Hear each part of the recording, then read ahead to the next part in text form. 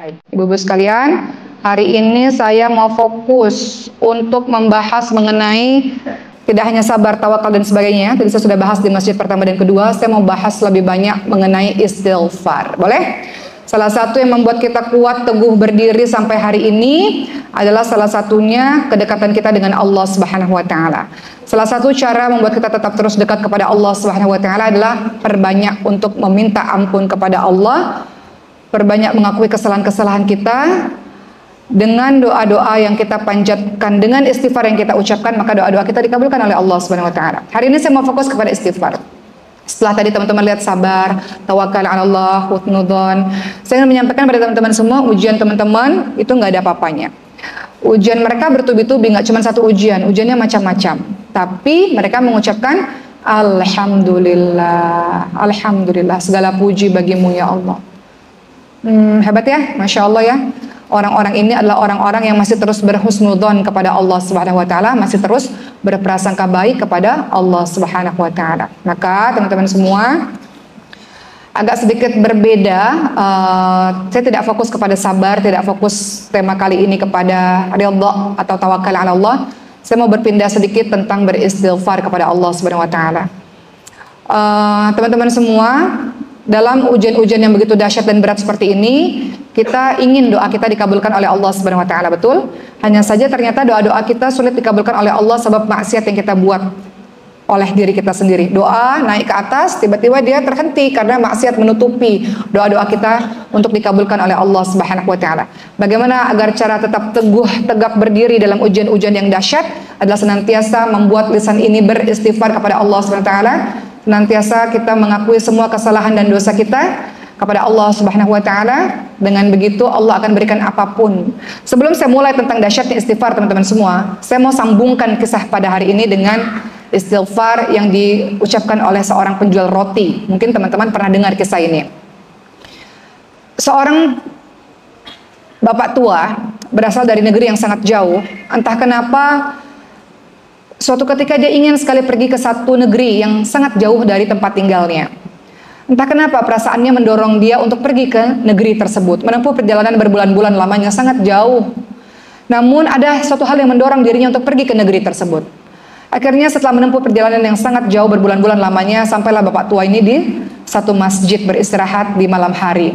Namun marbot masjid, orang-orang yang menjaga masjid melarang bapak tua untuk menginap di masjid tersebut, dikarenakan masjid tersebut bukan untuk tidur. Pergi, kau boleh datang kemari kalau sudah sholat subuh tiba. Maka sang musafir ini, bapak tua ini yang sudah berjalan sangat jauh berbulan-bulan lamanya, tentu sangat lelah, tidak punya tempat untuk beristirahat. Ada seorang yang sangat miskin tinggal di sebuah gubuk bertepatan bersebelahan di masjid tersebut, sebelah masjid. Orang miskin ini mengatakan, wahai bapak tua, engkau adalah seorang musafir yang melakukan perjalanan yang sangat jauh. Maka tentu engkau sangat lelah. Istirahatlah di gubukku sampai esok pagi kau bisa sholat di masjid dan melanjutkan kegiatanmu atau perjalananmu. Maka bapak tua itu pun menginap di rumah orang miskin ini. Orang miskin ini mengatakan, bapak tua silakan engkau istirahat. Malam ini adalah tugasku untuk membuat roti, karena aku harus menjualnya di pagi hari. Maka di malam hari itu orang miskin ini membuat adonan roti. Diletakkannya tepung, diletakkannya berbagai macam bahan-bahan untuk membuat roti. Namun yang menariknya, dalam setiap detik apa yang beliau lakukan, selalu beliau mengatakan Astaghfirullahaladzim, Astaghfirullahaladzim, Astaghfirullahaladzim, Astaghfirullahaladzim, Astaghfirullahaladzim, sampai menjelang subuh. Sang bapak tua ini kemudian terbangun dan mengatakan, engkau beristighfar dari awal sampai sekarang, Masya Allah. Apa yang kau dapatkan dari istighfarmu ini? Lalu orang miskin itu mengatakan, ya aku senantiasa meminta ampun kepada Allah Subhanahu wa taala, dan apapun yang aku minta Allah kabulkan. Buah dari istighfar, buah dari meminta ampun kepada Allah, apapun yang aku inginkan Allah kabulkan. Apakah ada permintaanmu yang belum dikabulkan oleh Allah Subhanahu wa taala? Kata bapak tua, ada. Aku ingin sekali bertemu dengan seorang imam besar, seorang ulama yang sangat besar, tinggal di negeri yang sangat jauh. Namun aku tidak memiliki harta untuk menuju ke rumahnya, untuk menuju ke negerinya. Aku ingin sekali belajar dengannya, aku ingin sekali bertemu dan menyium tangannya. Tapi apalah dayaku, aku orang miskin yang tidak punya apa-apa. Lalu sang bapak tua tertegun dan mengatakan, siapa nama imam atau siapa nama ulama yang ingin engkau temui tersebut? Maka sang orang miskin ini mengatakan, aku ingin sekali bertemu dengan Imam Ahmad bin Hanbal. Siapa bu kira-kira? Bapak tua tersebut tertegun dan kemudian mengatakan, Allahu Akbar. Langsung memeluk pemuda tersebut dan mengatakan, akulah Imam Ahmad bin Hanbal. Istighfarmu lah yang kemudian membawaku untuk menuju ke sini berdiri di hadapanmu. Tak perlu jauh-jauh kau datang ke kampungku, ke negeriku. Allah lah yang mengirimkanku untuk berada di hadapanmu sebab istighfarmu. Dahsyatnya istighfar teman-teman semua. Kadang-kadang kita tidak menyadari sesuatu yang kita anggap ringan lewat lisan kita, astagfirullahaladzim, itu bisa membawa perubahan yang besar dalam kehidupan kita. Apa-apa yang kita inginkan, Allah kabulkan, Allah dengarkan, Allah berikan. Dalam surah Nuh ayat 10-12, kalau engkau tidak punya anak, engkau merasa kurang rezekimu, engkau merasakan kemarau yang sangat panjang, maka obatnya adalah minta ampun kepada Allah, beristighfar kepada Allah Subhanahu wa taala, minta ampun kepada Allah Subhanahu wa taala. Jadi kita renungi lagi nih, selama ini udah banyak istighfarnya belum ya? Selama ini sudah banyak minta ampun belum ya? La ilaha illa anta subhanaka inni kuntu minadh dhalimin. Di dalamnya ada minta ampun nggak sama Allah Subhanahu wa taala? Dalam kalimat yang mana? La ilaha illa anta subhanaka inni kuntu minadh dhalimin. Aku ini ya Allah, sesungguhnya aku ini ya Allah, orang-orang yang berbuat zalim, menzalimi diri sendiri nih ya Allah. Hal ini terjadi mungkin sebab karena kesalahanku nih ya Allah. Aku nih orang yang banyak dosanya ya Allah. Kenapa doa la ilaha illa anta subhanaka inni kuntu minadh dhalimin doa yang sangat dahsyat? Sebab mengandung 3 hal. Pertama tauhid, la ilaha illa anta subhanaka. Kemudian memuji-muji Allah Subhanahu wa taala. Ketiga mengakui kesalahan dan dosa-dosa kita. Jadi kita ini manusia yang penuh dengan dosa-dosa. Kita merendahkan diri kita di hadapan Allah Subhanahu wa taala. Dengan 3 hal tersebut Allah menyelamatkan Nabi Yunus alaihissalam, betul? Ikan tersebut memuntahkan Nabi Yunus alaihissalam dan Nabi Yunus alaihissalam selamat dengan doa la ilaha illa anta subhanaka inni kuntu minadh dhalimin. Jadi setiap kali teman-teman menghadapi suatu hal yang sulit, baca doa ini. Ingat betapa doa ini menyebabkan siapapun tak bisa tolong kita, tapi Allah bisa tolong kita melalui wasilah doa ini yang di dalamnya mengandung 3 kandungan. Pertama tauhid, kedua adalah kita memuji-muji Allah, ketiga kita mengakui kesalahan kita. Dalam hal mengakui kesalahan kita, salah satunya hari ini saya mengucapkan mengenai tentang istighfar, yaitu bagaimana kita minta ampun kepada Allah Subhanahu wa taala. Teman-teman hafal Sayyidul Istighfar enggak? Sayyidul Istighfar, pemimpinnya istighfar. Mau baca bareng-bareng enggak? Teman-teman udah hafal, tapi kita bareng-bareng lagi boleh? Allahumma anta rabbi la ilaha illa anta khalaqtani wa ana 'abduka wa ana 'ala ahdika wa wa'dika mastata'tu a'udzu bika min syarri ma sana'tu abu'u laka bi ni'matika 'alayya wa abu'u bi dhanbi faghfirli fa innahu la yaghfiru dzunuba illa anta. Masyaallah. Itu doa paling dahsyat istighfar, disebut Sayyidul Istighfar, pemimpinnya istighfar. Doa yang paling dahsyat yang sebenarnya teman-teman baca pada saat dzikir pagi dan petang. Kalau teman-teman mengamalkan dzikir pagi dan petang, teman-teman sudah biasa dengan doa ini. Apa kata Rasulullah SAW mengenai Sayyidul Istighfar? Barang siapa mengucapkannya di waktu siang dengan penuh keyakinan, lalu dia meninggal pada hari itu sebelum waktu sore, maka dia termasuk penghuni surga lewat Sayyidul Istighfar. Barang siapa membacanya di waktu malam dengan penuh keyakinan hingga ia meninggal sebelum masuk waktu pagi, maka dia termasuk penghuni surga. Hadis riwayat muttafaqun alaih. Jadi Sayyidul Istighfar ini dibaca di pagi dan petang untuk kita senantiasa merendahkan diri di hadapan Allah Subhanahu wa taala. Kenapa disebut Sayyidul Istighfar? Kenapa disebut pemimpinnya istighfar? Ada yang tahu nggak teman-teman semua? Kenapa doa yang kita baca tadi disebut sebagai pemimpinnya istighfar? Nanti pulang-pulang buka lagi Google-nya. Teman-teman baca tadi doa yang sudah kita hafalkan sama Sayyidul Istighfar kalau teman-teman belum hafal, boleh? Jadi ada oleh-oleh ketika pulang dari sini untuk kita. Dari semua sekian banyak ceramah yang sudah teman-teman dengar, setidaknya ada yang teman-teman aplikasikan, yaitu 3 doa lah. Tadi doa yang pertama yang sudah kita hafal bareng-bareng, la ilaha illa anta subhanaka inni kuntu minadh dhalimin. Istighfar, perbanyak istighfar. Dan yang keempat adalah Sayyidul Istighfar. Istighfar, Sayyidul Istighfar, ya. Baik, kalau kita perhatikan teman-teman semua, Sayyidul Istighfar ini mengandung arti yang sangat dahsyat. Teman-teman katakan, Allahumma anta rabbi la ilaha illa anta khalaqtani. Ya Allah, engkau adalah Rabbku ya Allah. Engkau adalah Tuhanku ya Allah. Tiada Tuhan yang berhak disembah selain Engkau. Engkau yang telah menciptakanku dan aku adalah hambamu. Ini kalimat pembuka dalam zikir ini. Tauhid enggak? Mengesahkan Allah Subhanahu wa taala. Kita mengakui kepada Allah Subhanahu wa taala bahwa kita adalah seorang hamba. Hamba itu nggak bisa apa-apa teman-teman semua. Benar nggak? Hamba itu hanya melaksanakan saja apa-apa yang sudah Allah takdirkan. Allah lah yang memiliki kita. Artinya yang punya kita ini bebas untuk melakukan atau mengambil apapun dari diri kita, karena apapun yang menjadi milik kita bukan punya kita, betul? Jadi Sayyidul Istighfar ini dahsyat, kenapa? Karena di awal kalimat pembukanya dibuka dengan pengakuan bahwa kita ini adalah seorang hamba yang lemah, yang nggak bisa apa-apa, yang kita berharap agar Allah Subhanahu Wa Taala senantiasa membersamai kita dan menolong kita. Berikutnya, kalimat wa ana ala ahdika wa wa'dika mastata'tu. Ada kalimat aku menetapi perjanjian untuk taat kepadamu ya Allah. Dahsyat enggak doa ini? Ya Allah, aku ya Allah berjanji untuk tetap taat kepadamu ya Allah.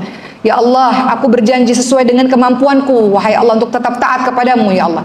Jadi hamba yang lemah ini, kita yang lemah ini, kita menyatakan diri kita untuk tetap setia pada janji kita untuk taat pada Rabb kita. Janji untuk selalu tunduk dan taat kepada Allah Subhanahu wa taala. Janji untuk berusaha semampu kita, sekuat tenaga kita untuk senantiasa menjalankan perintah-perintah Allah, menjauhi larangannya. Walaupun kadang-kadang kita manusia biasa, maksiat juga kadang-kadang. Benar nggak ibu-ibu sekalian, teman-teman sekalian? Tapi kita berusaha ya Allah dengan sekuat tenaga, berusaha. Hamba yang lemah ini menyatakan tetap setia kepadamu ya Rabb. Kalau terjadi apa-apa nggak berlari kepada selainmu ya Allah.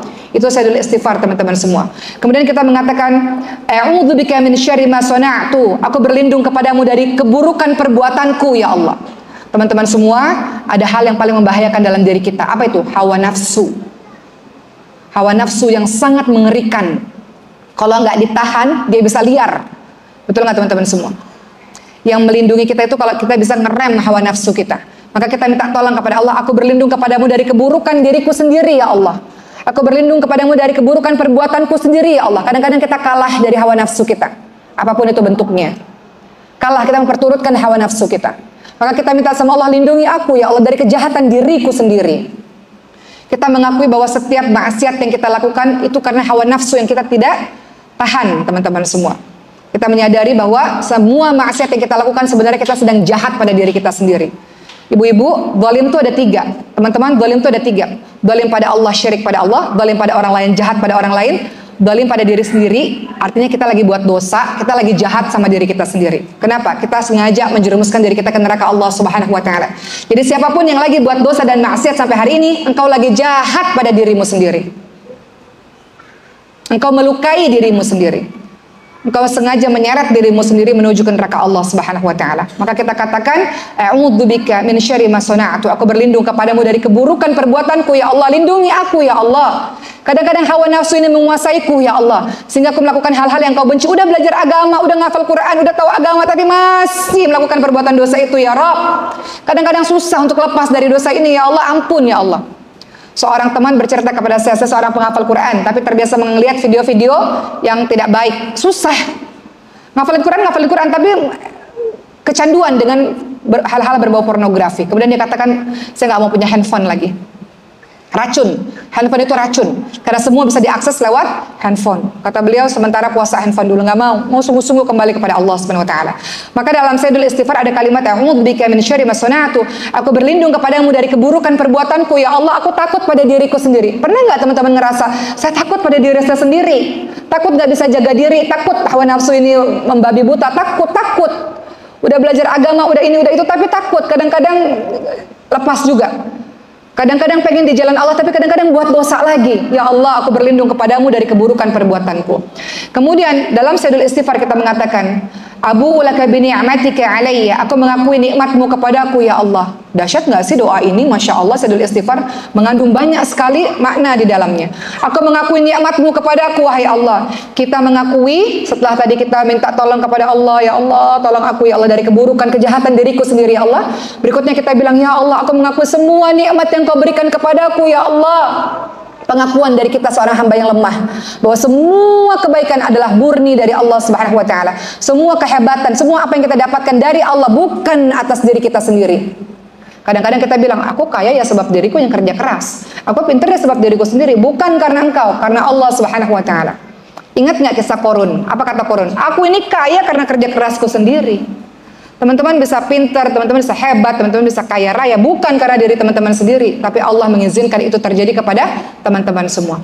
Sehebat apapun teman-teman berusaha, kalau kata Allah enggak, ya enggak bakal bisa. Ya enggak teman-teman semua. Jadi dalam doa ini mengandung ketawaduan, rendah hati kita kepada Allah Subhanahu wa taala. Kita mengakui semua yang baik-baik yang terjadi pada diri kita, semua atas pemberian dari Allah Subhanahu wa taala. Abu'u laka bi ni'matika alayya, aku mengakui nikmatmu kepadaku wahai Allah. Apalagi kalimat berikutnya, wa abu'u bidzambi, aku mengakui semua dosa-dosaku wahai Allah.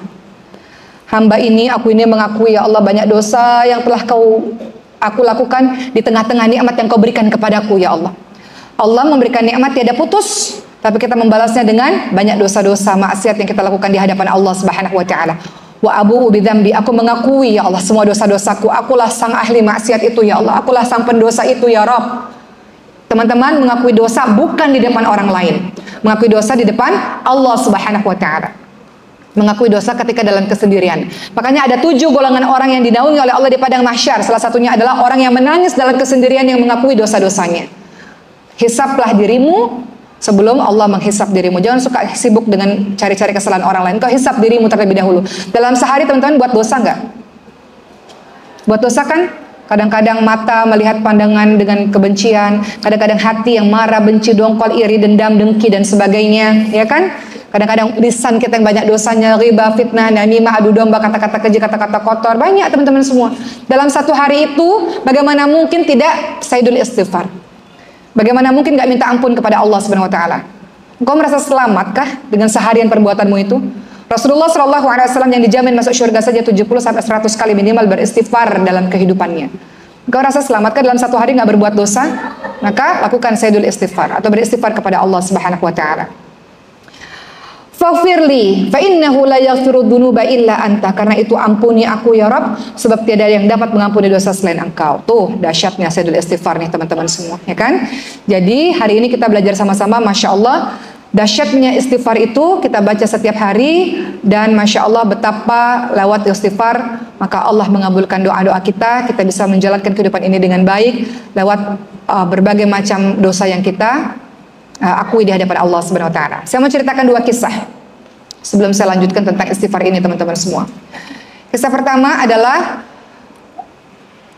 ada orang yang hidup di zaman Nabi Musa alaihissalam, seorang ibu yang tidak punya anak berbelas-belas tahun. Beliau katakan pada Nabi Musa, wahai Nabi Musa, engkau adalah nabi yang bisa berbicara kepada Allah Subhanahu wa taala. Berdoalah kepada Allah agar Allah berikan aku anak. Susah sekali kehidupanku seperti ini. Ujian ini terasa berat bagi diriku. Tidak punya anak itu ujian yang sangat berat. Aku dinyatakan mandul itu ujian yang sangat berat. Dalam kehidupan rumah tangga berbelas-belas tahun gak punya anak, kehidupan yang sangat berat bagiku. Bagaimana caranya aku bisa tetap teguh berdiri, berjalan di muka bumi ini, menjalankan dengan sukarela, dengan redha atas ketentuan Allah. Tapi aku percaya Allah pasti mengabulkan doaku. Doakan aku wahai Nabi Musa agar Allah Subhanahu wa taala memberikan aku anak. Maka Nabi Musa berdoa kepada Allah, kata Allah tidak bisa karena orang ini ditakdirkan mandul. Orang ini ditakdirkan tidak punya anak sama sekali. Maka akhirnya apa yang bisa dilakukan oleh Nabi Musa alaihissalam? Bertahun-tahun kemudian, suatu ketika Nabi Musa alaihissalam bertemu lagi dengan wanita ini dengan membawa seorang anak. Kira-kira anaknya siapa, teman-teman semua? Anak siapa itu? Nabi Musa alaihissalam bertanya kepada wanita ini, anak siapakah yang engkau gendong ini? Kemudian wanita tersebut mengatakan, ini adalah anak saya. Kata Nabi Musa alaihissalam, bagaimana mungkin ini anakmu? Apa yang kau lakukan? Aku berdoa kepada Allah siang malam sepanjang hari, meminta ampun kepada Allah Subhanahu wa taala sepanjang tahun, bertahun-tahun lamanya, tidak pernah aku berputus asa berdoa kepada Allah Subhanahu wa taala.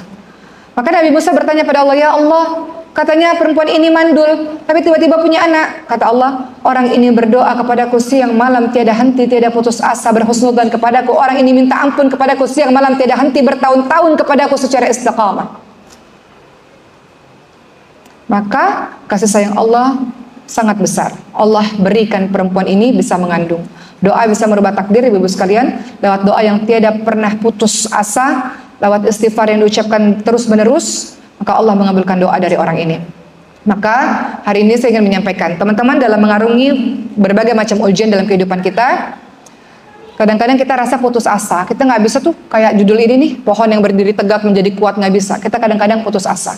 Tapi lewat kisah ini saya ingin menyampaikan pada ibu-ibu sekalian, tidak ada yang tidak mungkin. Semua ada jalan keluarnya. At-Duha tadi semua ada jalan keluarnya nggak kira-kira? Ada. Siapa nabi-nabi yang diberikan oleh Allah SWT nggak punya anak? Salah satunya siapa? Nabi Zakaria alaihissalam. Punya anak nggak? Nggak punya anak. Punya anaknya kapan? Waktu dalam keadaan yang sudah tua renta. Dalam keadaan ketika rambutnya sudah memutih karena uban. dan tulangnya sudah sangat rapuh. Allah Subhanahu wa taala memberikan beliau seorang anak sebab apa? Sebab berdoa yang tiada putus asa kepada Allah Subhanahu wa taala. Kita baru berdoa setahun 2 tahun berhenti. Kita katakan Allah nggak kuat nih, ya Allah nggak kuat. Kenapa berhenti? Sebentar lagi Allah kabulkan doamu, kenapa berhenti? Kenapa putus asa? Padahal kalau kita lihat Nabi Zakaria alaihissalam, teman-teman lihat dalam surah Maryam ayat ke-19, dalam ayat keempat, apa kata Nabi Zakaria alaihissalam? Ya Tuhanku, sungguh tulangku telah lemah dan kepalaku telah dipenuhi uban, namun aku belum pernah kecewa dalam berdoa kepadamu ya Tuhanku. Teman-teman diberikan ujian datang silih berganti, teman-teman berdoa, terus teman-teman bilang, kok nggak dikabulin ya Allah? Kata Rasulullah apa? Orang-orang seperti ini, orang-orang yang terburu-buru dalam berdoa, tergesa-gesa dalam berdoa. Doamu baru berapa lama? Baru setahun kan? 2 tahun, 3 tahun, 4 tahun, 5 tahun, baru sebentar. Kenapa berhenti dalam berdoa? Ud'uni astajib lakum, berdoalah kepadaku maka akan aku perkenankan bagimu. Teman-teman lihat surah Al-Baqarah ayat ke-186. Boleh baca bareng-bareng pada hari ini? Supaya teman-teman tegak berdiri mengarungi bahtera kehidupan yang kadang-kadang gak enak. Tapi lewat doa-doa tadi, engkau akan baik-baik saja. Baca bareng-bareng boleh? Al-Baqarah ayat 186. Supaya kita tahu semua doa-doamu didengarkan dan dikabulkan oleh Allah Subhanahu wa taala. Sudah ketemu Al-Baqarah ayat 186. Baca bareng-bareng boleh? A'udzu billahi minasy syaithanir rajim. Bismillahirrahmanirrahim. وَإِذَا سَأَلَكَ عِبَادِي عَنِّي فَإِنِّي قَرِيبٌ أُجِيبُ دَعْوَةَ الدَّاعِ إِذَا دَعَانِ فَلْيَسْتَجِيبُوا لِي وَلْيُؤْمِنُوا بِي لَعَلَّهُمْ يَرْشُدُونَ. Dan apabila hamba-hambaku bertanya kepadamu tentang aku, maka sesungguhnya aku dekat. Allah itu dekat. Allah dekat, Allah lihat, Allah tahu apa yang terjadi kepada dirimu. Allah tidak pernah meninggalkan dirimu. Allah tidak pernah membiarkanmu seorang diri, tidak pernah. Allah itu dekat. Kalau kita tanya, engkau di mana ya Allah? Engkau lihat nggak sih ya Allah? Allah dekat. Engkau dengar nggak semuanya? Engkau saksikan semuanya kan ya Allah? Betapa aku dizalimi, Allah tahu. Allah dekat, Allah paham, Allah mengerti apa yang kau alami. Ketika ada yang bertanya kepadamu, di mana aku? Kata Allah, katakan, aku dekat, aku kabulkan permohonan orang yang berdoa apabila dia berdoa kepadaku.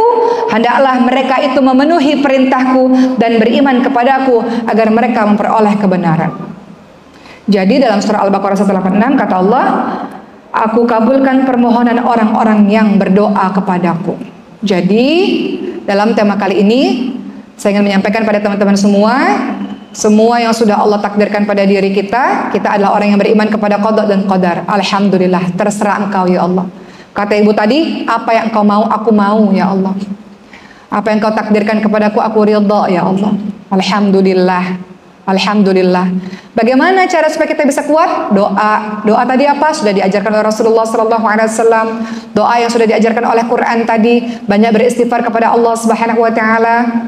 Engkau punya senjata untuk kau bisa bertahan dalam kehidupan ini. Dan ingat, Allah katakan, berdoalah kepadaku maka akan aku perkenankan bagimu. Doa adalah senjatanya umat muslim.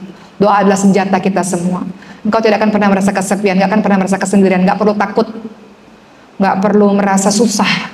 Dalam surat Duha yang kita baca tadi, selalu Allah berikan jalan keluar. Setelah hujan badai selalu ada pelangi yang indah di ujungnya. Begitu teman-teman semua, alhamdulillahirabbil alamin. Selesai ceramah saya pada hari ini.